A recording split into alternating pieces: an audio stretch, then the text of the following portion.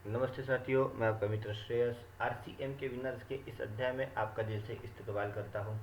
दोस्तों, पिछले 2 अध्याय में हमने परचेस की प्रोसेस में कौन कौन से वाउचर इन्वॉल्व होते हैं, सेल्स की प्रोसेस में कौन कौन से वाउचर इन्वॉल्व होते हैं, इन सब के बारे में विस्तार से जानकारी ली। इन सब वाउचर्स का यूज़ आपको इन्वेंट्री में करना पड़ता है। दोस्तों, इन्वेंट्री मतलब जहाँ पे स्टॉक मैनेजमेंट होती है, वहाँ पे ये सब वाउचर आपको यूज़ करने पड़ते हैं। बेसिकली स्टॉक किन किन इंडस्ट्री में होता है? देखिए, सर्विस इंडस्ट्री में आपको इन्वेंट्री मैनेजमेंट की ज़्यादा ज़रूरत नहीं पड़ती है, बिकॉज वहाँ पे आप सर्विसेज बेच रहे होते हो। बट जब मैन्युफैक्चरिंग इंडस्ट्री की बात आती है या फिर ट्रेडिंग इंडस्ट्री की बात आती है, तो फिर उस इंडस्ट्रीज़ में गुड्स इन्वॉल्व होते हैं।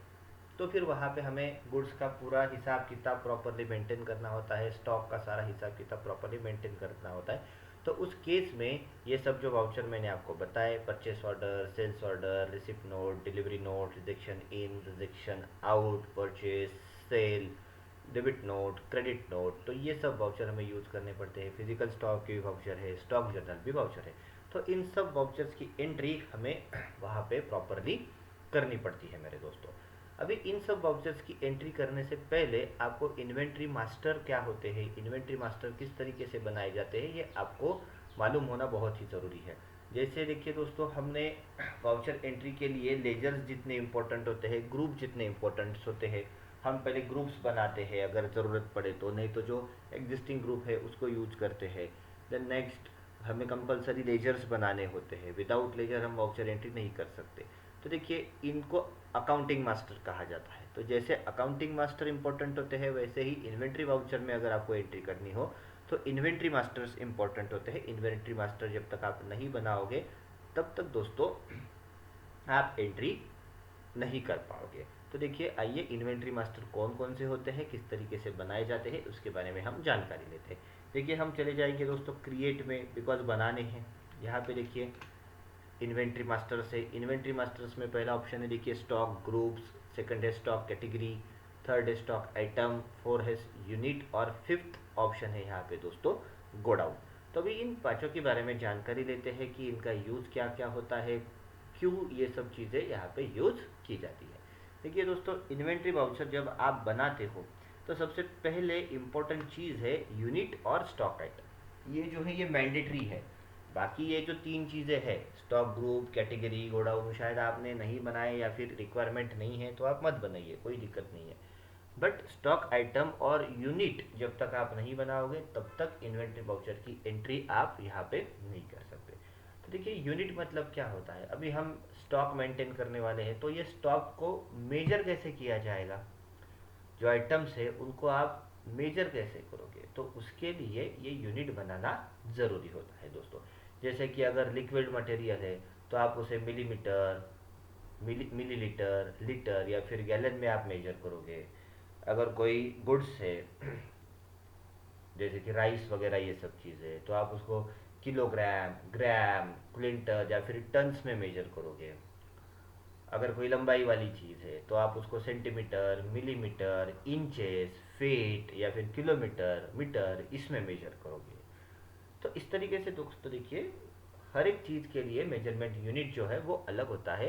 तो यहाँ पे सबसे पहले आपको यूनिट बनाने पड़ते हैं और फिर उसके बाद स्टॉक आइटम वगैरह ये सब चीज़ें आती है दोस्तों। बिकॉज स्टॉक आइटम जब आप बनाओगे तब उस समय आपको यूनिट सिलेक्ट करना कंपलसरी होता है।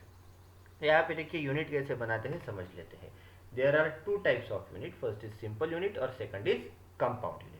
यहाँ पे देखिए दोस्तों, मैं यहाँ पे ऊपर वाला एरो दबाता हूँ तो यहाँ पे देखिए कंपाउंड और सिंपल, ये दो ऑप्शंस आपको यहाँ पे दिखते हैं।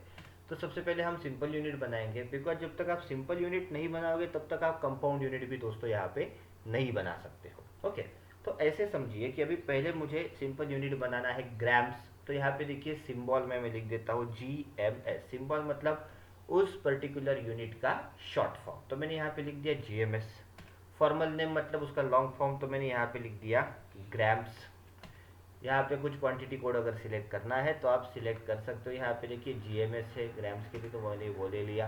नंबर ऑफ डेसिमल प्लेसेस आपको देना है तो दीजिए, नहीं दिया तो भी चलेगा, कोई दिक्कत नहीं है। एंटर की प्रेस कर दी, एक्सेप्ट। देखिए, तो इस तरीके से सिंपल यूनिट बनाया जाता है।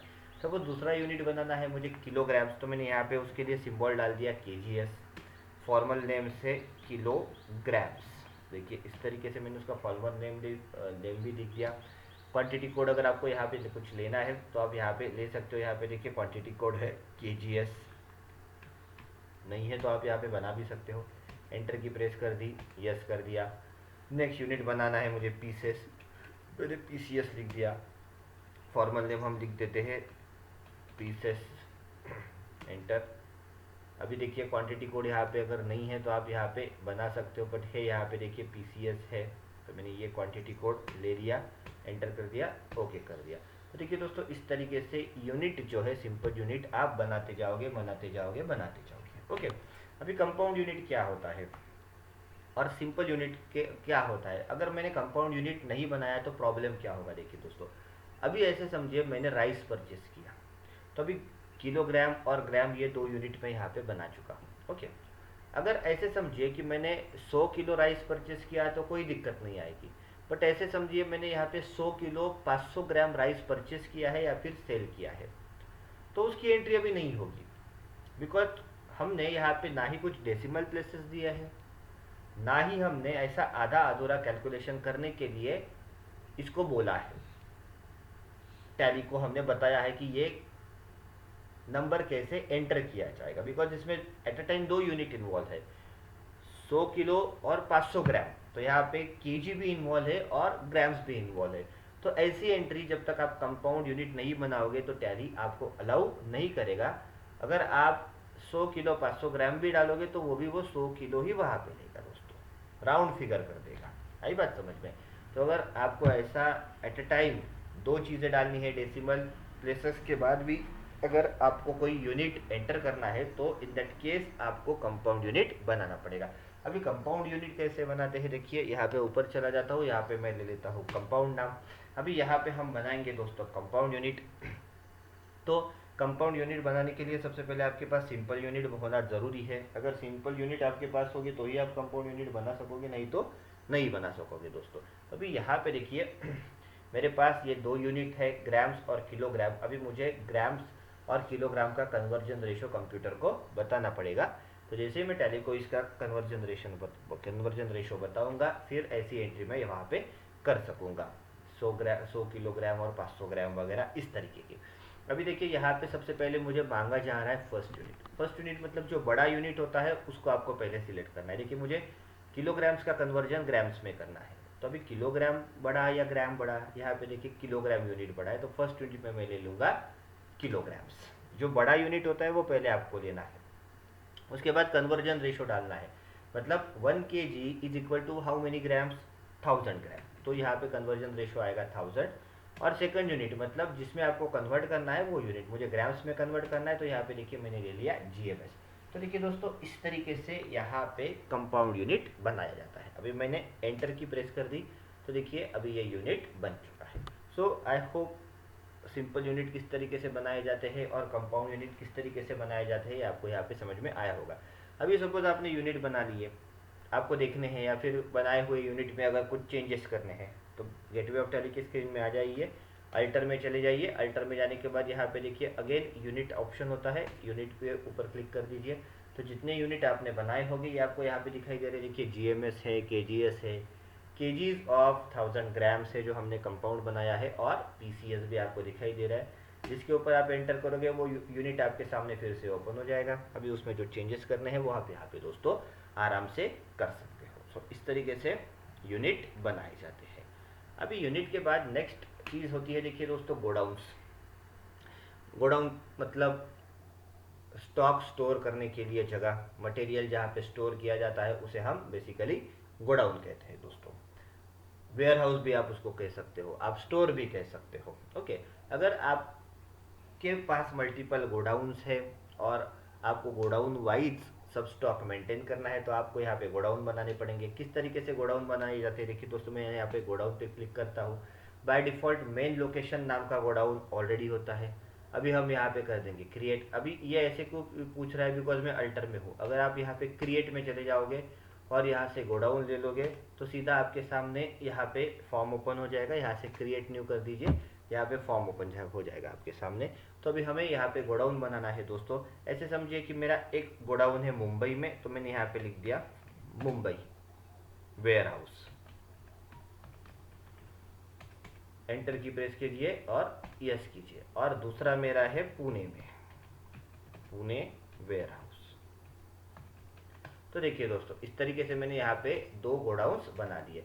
आपको जितने गोडाउन्स बनाने हैं उतने गोडाउन्स आप यहाँ पे आसानी से बना सकते हो, कोई दिक्कत नहीं है दोस्तों। ओके, तो अगर मल्टीपल गोडाउन्स में मल्टीपल जगह पे आप गुड्स अगर स्टोर कर रहे हो तो फिर उसकी एंट्री आपको, मतलब आपको गोडाउन्स उस केस में बनाने पड़ेंगे, गोडाउन्स के नाम आपको बनाने पड़ेंगे।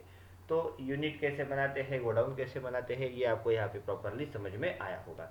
अभी बात करते हैं दोस्तों स्टॉक ग्रुप और स्टॉक कैटेगरी क्या होते हैं। देखिए दोस्तों, अगर कोई बिजनेस कर रहा है तो बहुत सारी केसेस में बहुत सारी चीज़ें बेचता है। ऐसे समझिए कि फॉर एग्जांपल मेरी इलेक्ट्रॉनिक्स की शॉप है। अभी इलेक्ट्रॉनिक्स की शॉप है तो मैं टीवी बेचूंगा, एसी बेचूंगा, मोबाइल फ़ोन बेचूंगा, कंप्यूटर्स बेचूंगा, वॉशिंग मशीन बेचूंगा, फ्रिज बेचूंगा, कूलर बेचूंगा, ओके, इस्त्री वगैरह। तो मतलब इलेक्ट्रॉनिक्स से रिलेटेड जितनी भी चीज़ें हैं मैं वो वहाँ पे सेल करता हूँ मेरे शॉप में। और देखिए, कस्टमर को अलग अलग वैरायटीज़ पसंद है, हर कस्टमर की डिमांड अलग होती है। कोई बोलेगा कि भाई मुझे सैमसंग का ब्रांड चाहिए, कोई बोलेगा मुझे एलजी का ब्रांड चाहिए। ओके, तो अभी अगर आप शॉप चला रहे हो तो आपको मल्टीपल ब्रांड्स का, मल्टीपल तरीके का आपके पास गुड्स आपको मेंटेन करना पड़ेगा। ओके, तो अभी आपको स्टॉक चेकिंग में आसानी हो सके या फिर समझ में आसानी आसानी हो सके कि भाई मेरे पास इस पर्टिकुलर कंपनी का ये गुड्स कितना कितना अवेलेबल है। फॉर एग्जांपल सैमसंग कंपनी के वॉशिंग मशीन मेरे पास कितने अवेलेबल है और उसमें भी कितने मॉडल्स के कितने अवेलेबल है। आई बात समझ में? तो ये अगर आपको अच्छे तरीके से स्टॉक मेंटेन करना हो, आपको आसानी से इसके रिपोर्ट जनरेट करने हो, तो आप क्या करोगे दोस्तों, यहाँ पे स्टॉक ग्रुप्स और स्टॉक कैटेगरी बनाओगे। ओके, अभी ऐसे समझिए कि मेरे पास सैमसंग कंपनी के मोबाइल्स है जिसमें मॉडल नंबर है J7 है, M12 है, M11 है, J2 है। ऐसे सब मैं यहाँ पे मेंटेन कर रहा हूँ। ओके, उसी वक्त मेरे पास सैमसंग कंपनी के टीवीज भी है। तो टीवी भी तो एक जैसे नहीं होते हैं, टीवी में साइजेस अलग अलग होती है। कोई 32 इंच का होता है, कोई 52 इंच का होगा, 42 इंच का होगा। ओके, तो हर एक मोबाइल को या फिर हर एक टीवी को एक मॉडल नंबर होता है, उसके स्पेसिफिकेशंस होते हैं दोस्तों। ओके, तो अभी यहाँ पे जनरली ग्रुप में हम क्या करते हैं, ग्रुप में हम ब्रांड्स के नाम लिखते हैं, जैसे कि सैमसंग वगैरह ये सब चीज़।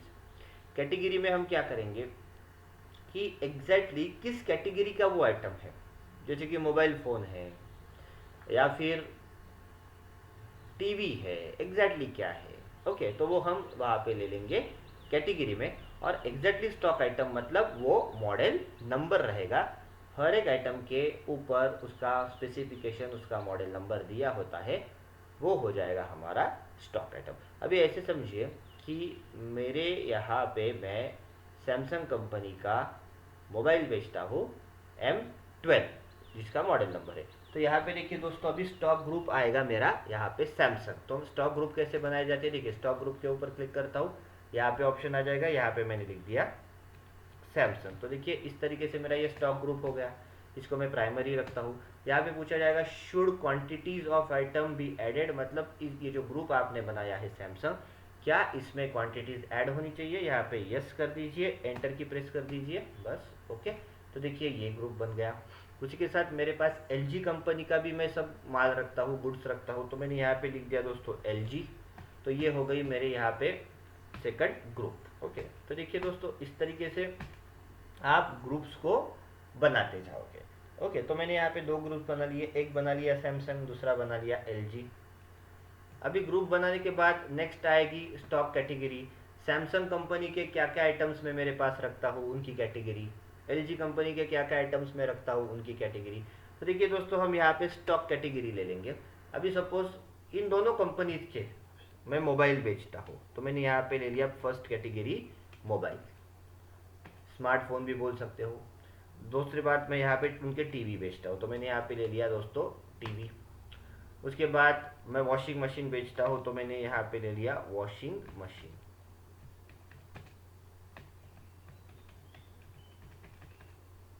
मैं इनके एसी भी बेचता हूँ तो मैंने यहाँ पे ले लिया एसी। मैं इनके फ्रिज भी बेचता हूँ तो देखिए दोस्तों मैंने यहाँ पे ले लिया फ्रिज। मैं इनके कूलर्स भी बेचता हूँ तो मैंने यहाँ पे ले लिया कूलर्स। तो देखिए दोस्तों इस तरीके से स्टॉक की कैटेगरी बनाई जाती है। अभी जो ग्रुप्स आपने बनाए हैं, कैटेगरी बनाई है, आपको देखनी है तो आप अल्टर में चले जाओगे। अल्टर में जाने के बाद देखिए दोस्तों यहाँ पे अगर आप ग्रुप्स में चले जाओगे तो आपको दिखेगा यहाँ पे देखिए एलजी, सैमसंग, ये ग्रुप्स हमने बनाए हुए हैं। कैटेगरी अगर देखोगे तो देखिए AC, coolers, fridge, mobile, TV, washing machine, ये कैटेगरी यहाँ पे बन चुकी है। तो इस तरीके से ग्रुप बनाए जाते हैं और कैटेगरी बनाई जाती है। और एक एग्जांपल देता हूँ, सपोज मेरा स्नैक्स बेचने का धंधा है, मैं पैक्ड फूड जो है वो बेचता हूँ, जैसे कि वेफर्स वगैरह, चिवड़ा वगैरह, ये सब चीज़ें। अभी इन दोनों ये चीज़ों में पैक फूड बेचने के लिए दो कंपनी हमारे यहाँ पे फेमस है, एक है बालाजी, दूसरी है हल्दीराम। तो अभी देखिए हल्दीराम, बालाजी, ये हो गए आपके स्टॉक ग्रुप्स। स्टॉक कैटेगरी में अभी जैसे कि वेफर्स है, चिवड़ा है, जो वो बेचते हैं, ओके। तो ये वेफर्स, चिवड़ास वगैरह ये सब हो गई उसकी स्टॉक कैटेगरी। अभी स्टॉक आइटम में क्या आएंगे, फिर अभी वेफर्स में एग्जैक्टली कौन से वेफर्स है, जैसे कि बनाना चिप्स है, पोटैटो चिप्स है, तो ये हो गए स्टॉक आइटम। बट उसमें भी स्पेसिफिकेशन आपको देना पड़ेगा। क्यों? बिकॉज चिप्स में भी अगर पोटैटो चिप्स है फिर चाहे या फिर बनाना चिप्स है तो उसमें पैकेट्स के क्वांटिटी के हिसाब से पैकेट्स अलग रहेंगे, उसका रेट अलग रहेगा। 100 ग्राम्स के होंगे, 200 ग्राम के होंगे, आधा किलो के हो गए, 1 किलो के हो गए, 5 kg के हो गए। तो ये जो सब हो गए ये हो गए आपके दोस्तों स्टॉक आइटम्स। ओके, तो इस तरीके से stock group, stock category, stock item define किए जाते हैं। अभी ऐसे समझिए मेरे पास में अभी मुझे स्टॉक आइटम की एंट्री करनी है। अभी ऐसे समझिए कि मेरे पास सैमसंग कंपनी के मैं मोबाइल बेच रहा हूँ जिसमें से एक मोबाइल का मॉडल नंबर है M12। तो अभी मुझे स्टॉक आइटम बनाना है। जब स्टॉक आइटम ये हमारा मेन पार्ट होता है, देखिए हम चले जाएंगे क्रिएट में और यहाँ पे ले लेंगे स्टॉक आइटम। स्टॉक आइटम मतलब एग्जैक्टली वो गुड्स जो आप बेच रहे हो या फिर परचेस कर रहे हो। तो अभी मैं कैसे लिखूंगा, देखिए यहाँ पे लिख देता हूँ सैमसंग स्मार्टफोन, ओके।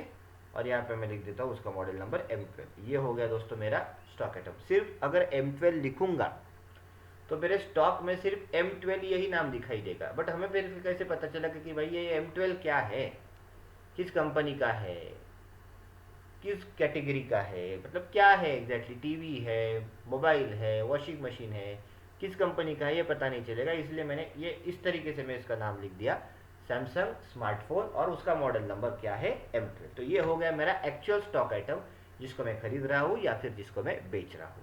अभी नीचे चले जाएंगे दोस्तों, देखिए नीचे आने के बाद यहाँ पे मुझे दिखाई दे रहा है अंडर, इसमें देखिए मुझे ग्रुप्स के नाम दिखाई दे रहे हैं, LG, सैमसंग वगैरह। अभी ये कौन सी कंपनी का है दोस्तों, देखिए सैमसंग, तो मैंने यहाँ पे ले लिया सैमसंग। उसके बाद अभी मुझे पूछेगा यूनिट।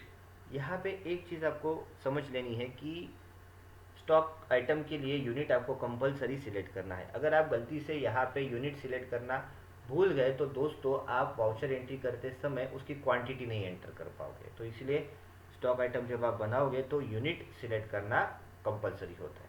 तो अभी देखिए दोस्तों मैं यहाँ पे यूनिट ले लेता हूँ PCS, बिकॉज मोबाइल है तो उसको हम किलो या फिर ग्राम्स में वगैरह नहीं मेजर करेंगे, हम उसको पीसेस में मेजर करेंगे। तो मैंने यहाँ पे यूनिट ले लिया PCS। अभी देखिए यहाँ पे इस फॉर्म में स्टॉक कैटेगरी चूज करने के लिए कोई ऑप्शन नहीं है। अभी देखिए हम चले जाएंगे कॉन्फ़िगर में, F12 प्रेस कर देता हूँ। F12 प्रेस करने के बाद अभी यहाँ पे मैं और ऑप्शन को ऑन कर देता हूँ तो आपको यहाँ पे मिल जाएगा देखिए स्टॉक कैटेगरी से रिलेटेड ऑप्शंस, और मैं ऑप्शन को यस कर देता हूँ। तो भी आपको यहाँ पे ढूंढना पड़ेगा स्टॉक कैटेगरी के लिए। ये देखिए यहाँ पे ऑप्शन आपको दिख रहा है use stock category for stock item, ये नो है, इसको आप यहाँ पे यस कर दोगे। अभी जैसे ही आप यहाँ पे इसको यस कर दोगे तो देखिए कैटेगरी सिलेक्ट करने के लिए भी ऑप्शन आया है। तो अभी ये जो है ये मेरा मोबाइल है तो मैंने ले लिया यहाँ पे मोबाइल, और इसको एंटर करके हम सेव कर देंगे। देखिए दोस्तों, तो ये देखिए इस तरीके से स्टॉक आइटम यहाँ पे मैंने बना दिया। सो आई होप आपको किस तरीके से stock item, stock group, stock category, unit, godown वगैरह ये चीज़ें बनाते हैं ये समझ में आया होगा। अभी ऐसे समझिए कि LG के मैं AC बेचता हूँ, उसका मुझे स्टॉक आइटम बनाना है। तो मैं यहाँ पे स्टॉक आइटम में चला जाता हूँ, मैंने यहाँ पे लिख दिया LG AC और मॉडल क्या है उसका super cool supercool 1 ton.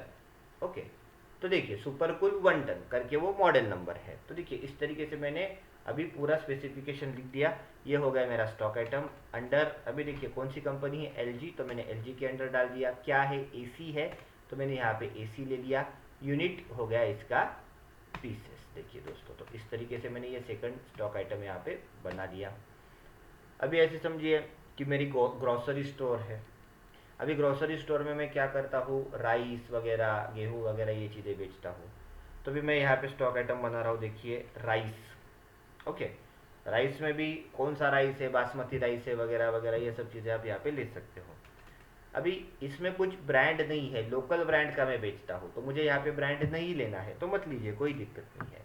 Category भी मुझे नहीं लेनी है, मत लीजिए, कोई दिक्कत नहीं है। हाँ, अभी यूनिट देखिए, राइस जो है वो कैसे मेजर किया जाएगा, केजीज ऑफ ग्राम्स। वैसे देखा जाए तो आप इसके लिए सिर्फ केजी भी सिलेक्ट कर सकते हो, सिर्फ ग्राम भी सिलेक्ट कर सकते हो। बट अगर आपने सिर्फ केजी लिया या फिर सिर्फ ग्राम लिया तो आपको यहाँ पे राउंड फिगर एंटर करना पड़ेगा। आप डेसिमल फिगर से एंटर नहीं कर पाओगे। मतलब अगर सपोज किसी ने 50 किलो 200 ग्राम राइस आपके पास से लिया तो फिर वो एंट्री नहीं कर पाओगे। तो इसके लिए आपको ये कंपाउंड यूनिट यूज करना पड़ेगा। मैं यहाँ पे ले लूँगा केजीज ऑफ 1000 ग्राम्स। ओके, और एंटर एंटर करके हम इसको दोस्तों सेव कर लेंगे। तो देखिए इस तरीके से यहाँ पे स्टॉक आइटम जो है वो बनाए जाते हैं। सो आई होप आपको stock group, stock category, stock item, unit और गोडाउन क्या होते हैं, इनका महत्व क्या होता है, ये प्रॉपरली समझ में आया होगा। बिकॉज जब तक आप ये इन्वेंट्री मास्टर्स नहीं बनाओगे आप इन्वेंट्री वाउचर्स में एंट्री नहीं कर पाओगे दोस्तों। तो इस तरीके से इन्वेंट्री मास्टर बनाए जाते हैं। अभी मिलते हैं नेक्स्ट सेशन में इन्वेंट्री वाउचर एंट्रीज के साथ। तब तक के लिए धन्यवाद।